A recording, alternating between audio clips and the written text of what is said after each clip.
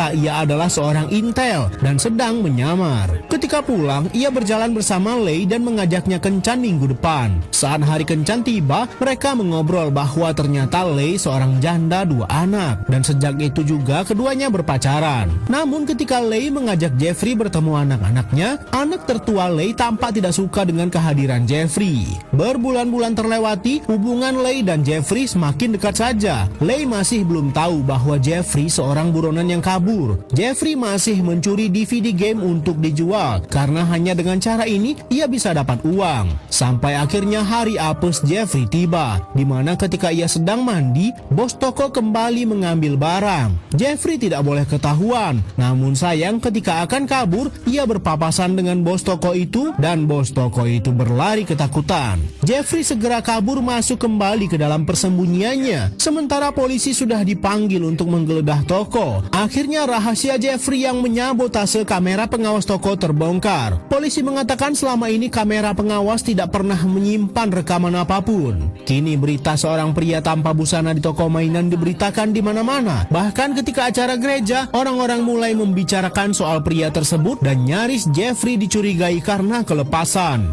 Jeffrey kembali menelpon sepupunya melalui telepon rumah Lei, menanyakan kapan waktu yang tepat ia bisa kabur dan ia diminta datang minggu depan.